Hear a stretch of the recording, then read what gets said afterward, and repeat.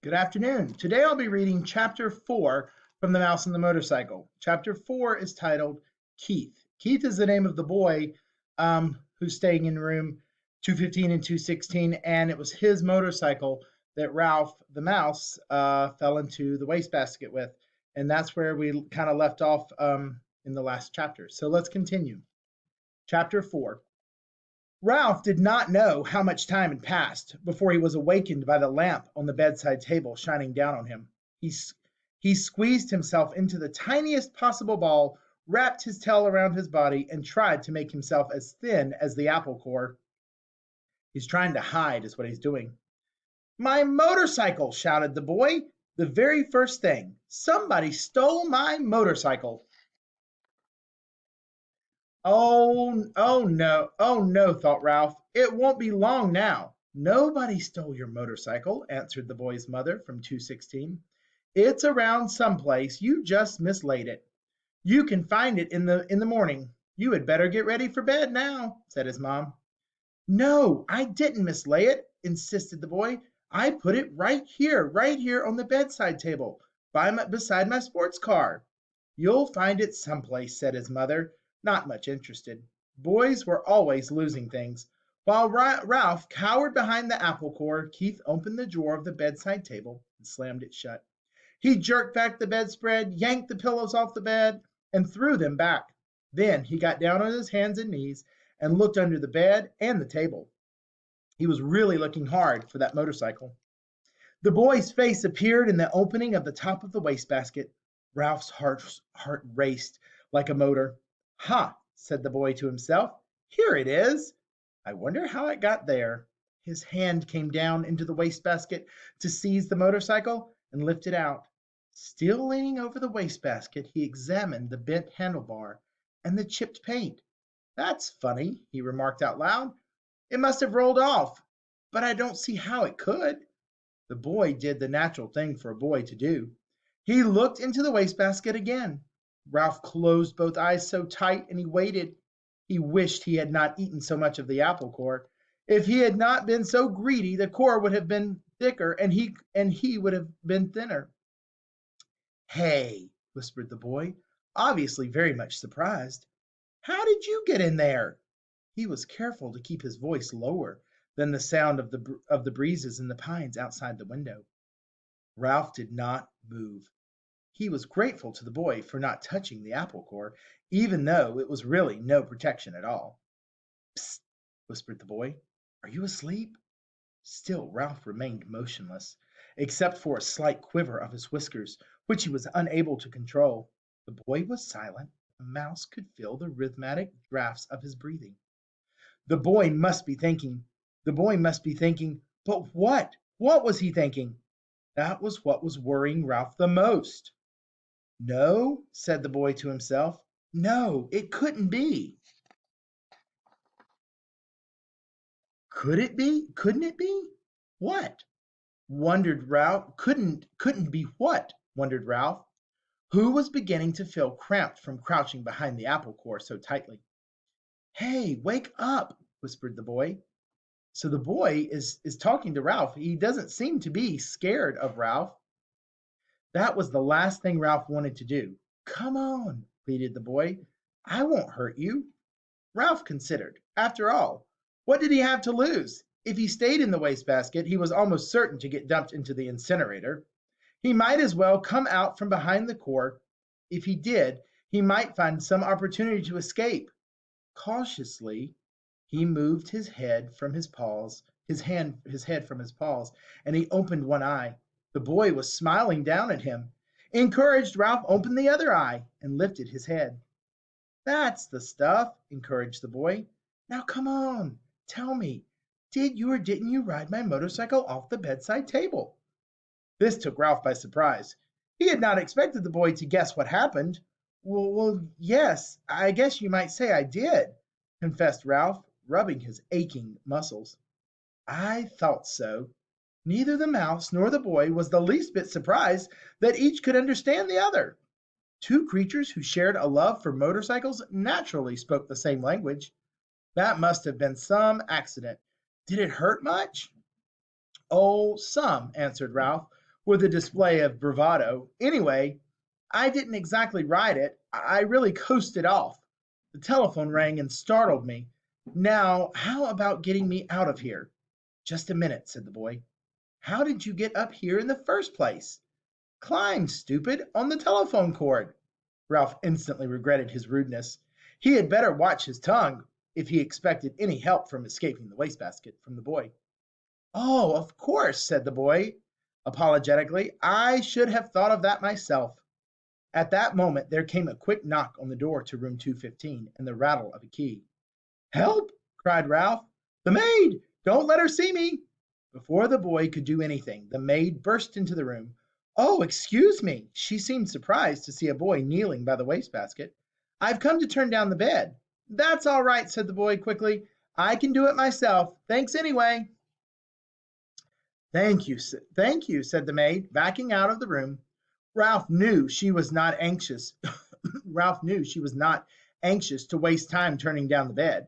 As soon as she finished her duty, she was going out to the parking lot to meet a busboy, a college boy whose job was clearing tables in the dining room. Whew, that was close. The boy seemed every bit as relieved as Ralph. I'll say, agreed the mouse. Keith, Keith, called his mother from 216. Are you getting ready for bed? Sort of, answered Keith. You'd better come in our bathroom and take a bath, said his mother. Aw, gee, Mom, do I gotta? Asked Keith. Yes, you do, said his father.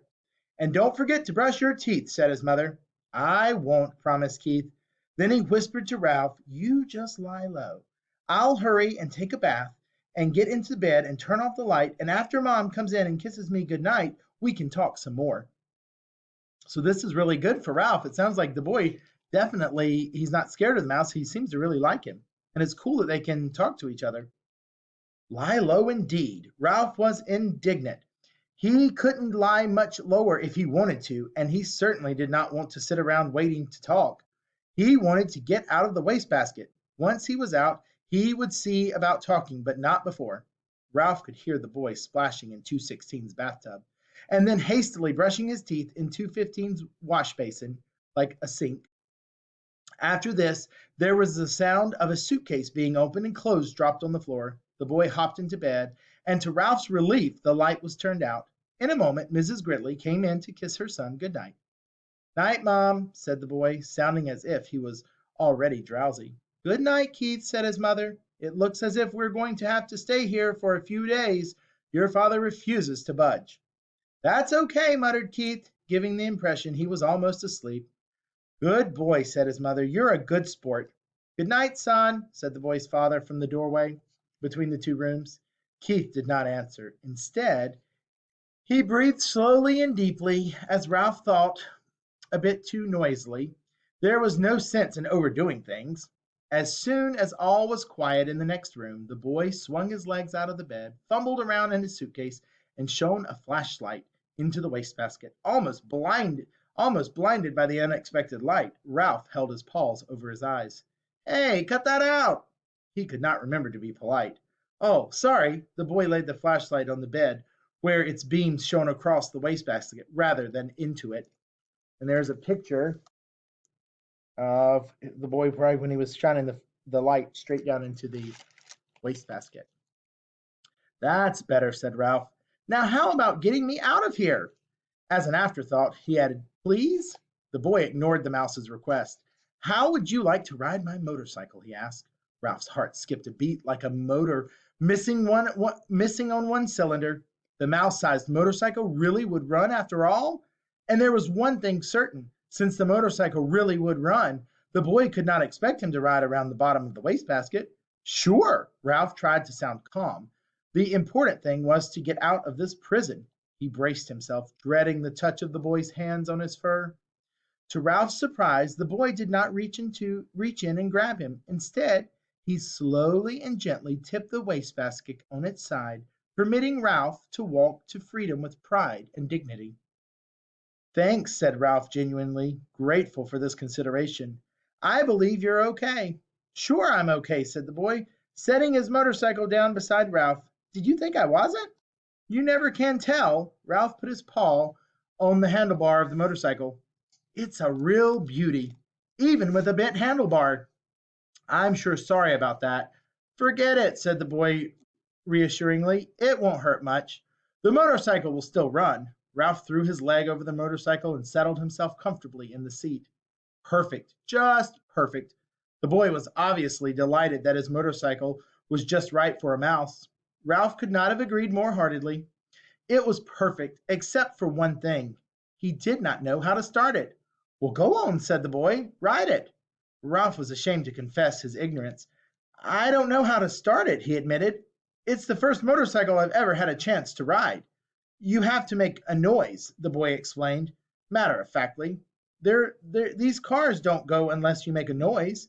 The answer was so obvious. Ralph was disgusted with himself for not knowing without asking. He grasped the handlebars, and fearful lest his noise be too squeaky, managed a pup pup pup pup pup pup. Sure enough, the motorcycle moved. It really and truly moved across the threadbare carpet. Ralph was so excited that he promptly forgot to make the noise, and the motorcycle stopped. Ralph started it again. Poop, poop, poop, poop, poop, poop, poop, poop. This time he remembered to keep on making the noise. He sped off into a square of moonlight on the carpet and found a good threadbare spot without any bumps. Look out for your tail, said the boy. Don't let it get caught into the spokes. Thanks for reminding me, said Ralph, causing the motorcycle to stop. He started it again and steered with one paw while he reached back with the other, caught up his tail, and held the tip safely against the handlebar. It was a glorious sensation speeding around on the carpet, freely and noisily, and most of all, fast. Ralph discovered that if he made the noise fast, the motorcycle speeded up. If he slowed the sound, the motorcycle slowed down. He promptly speeded up and raced around in the rectangle of the moonlight, where he made another discovery. When he ran out of breath, the momentum of the motorcycle carried him on until he could take another breath. Gee, you're lucky, whispered the boy. In order to answer, Ralph had to stop. I am? It had never occurred to him that a mouse could be luckier than a boy. You sure are, the boy spoke with feeling. My mother would never let me ride a motorcycle. She would say I might break a leg or something silly like that. Well, if you want to come right down to it, said Ralph, I don't suppose my mother would be exactly crazy about the idea. He began to have an uneasy feeling that he really should be getting back to the mouse hole. There's a picture of the mouse riding around, and I'm sure by now his mother is probably getting worried about Ralph. Anyway, said the boy gloomily, it will be years and years before I'm old enough to ride a motorcycle, and then, when I am old enough, my mother won't let me. Ralph really felt sorry for the boy, hampered as he was by his youth and his mother. Go on, ride it some more, said the boy. I like to watch. Poop, poop, poop, poop, poop, poop, poop, poop, poop. Ralph started the motorcycle again. Poop, poop, poop, poop, poop, poop, poop. And he rode around in the moonlight once more, faster and faster until he was dizzy from circling, dizzy with excitement, dizzy with the joy of speed. Never mind the danger, never mind what his mother thought. This was living. This was what he wanted to do. On and on. Lucky, lucky, whispered the boy with envy in his voice. Ralph did not answer. He did not want to stop. All right. That's the end of chapter 4. So I look forward to sharing more with you tomorrow. Bye, guys.